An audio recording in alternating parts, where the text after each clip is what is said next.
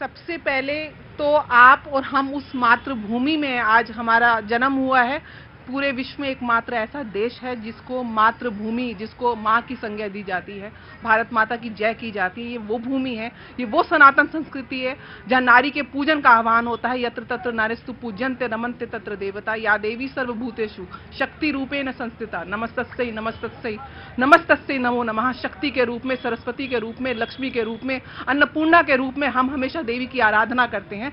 लेकिन एक बात मैं राजनीति में समझ पाई हूं आज तक, कि इस राजनीति से जब तक परिवारवाद नहीं जाएगा, क्योंकि अगर ये आरक्षण आया तो उसके बाद जब पति को वोट नहीं मिलेगी तो अपनी पत्नी को आगे करेगा, भाई को नहीं मिलेगी तो बहन को आगे करेगा, ससुर को नहीं मिलेगी तो बहू को आगे करेगा।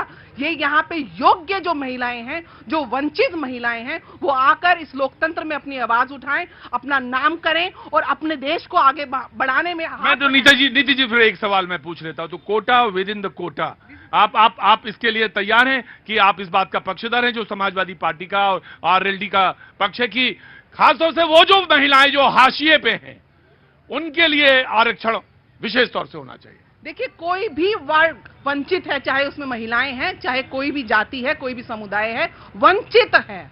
उसके पास सुविधाएं नहीं हैं, उसके पास लोकतंत्र में आगे बढ़ने के रास्ते नहीं है। उसको रास्ते देने के लिए अगर कोई बिल आता है तो उसको सर्वोच्च। जी मनोज जी, समाजवादी पार्टी, उसके बाद मैं डिबेट को ओपन करता हूं। जी जी, देखिए, जो महिला आरक्षण बिल आ रहा है इसका समाजवादी पार्टी स्वागत करती है, और उसके साथ ही साथ चूंकि समाजवादी पार्टी का मानना है और ये पूरा देश जानता है, ऐसा ना हो कि सिर्फ एक जाति वर्ग या कुछ वर्ग की महिलाएं ही उसका प्रतिनिधित्व। मैं ये जानना चाहता हूं कि जब आप ये कहते हैं एक जाति वर्ग, एक कुछ खास महिलाएं, तो आप किस तरफ इशारा करते हैं? मनोज जी, मैं बिल्कुल साफ साफ पूछना चाहता हूं। बिल्कुल साफ इसका उत्तर है, साफ साफ उत्तर है कि आप अगर देख लीजिए, यहीं जहां हम आप संवाद कर रहे हैं, यहां जहां हम संवाद कर रहे हैं, तो इस हिंदुस्तान की 80% जो आबादी है, जो शहर से निकल के ग्रामीण क्षेत्रों में रहती है, उसका प्रतिनिधित्व करने वाली कितनी मां बहनें यहां खड़ी हैं। और भारतीय जनता पार्टी पर इसलिए शक। आप ये कह रहे हैं, मैं उसको मोटे तौर पर समझा देता हूं, आप ये कह रहे हैं वो जो खड़ी हैं उसमें भी वो लोग हैं जो एकदम क्रीम की हैं, क्रीम लेयर है, आप ये कह रहे हैं?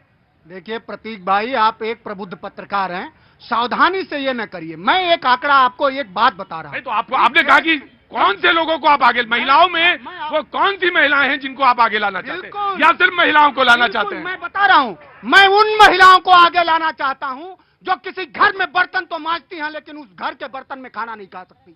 मैं उन महिलाओं को आगे लाना चाहती है समाजवादी पार्टी जो किसी एक तबके के घर के सामने से गुजरती हैं तो अपना चप्पल हाथ में लेना पड़ता है। समाजवादी पार्टी उन महिलाओं को आगे लाना चाहती है जिनके साथ फूलन के साथ बर्बरता हुई और एक जाति और एक समूह के लोगों ने उस बर्बरता पर भी अपने आप को गर्वान्वित किया।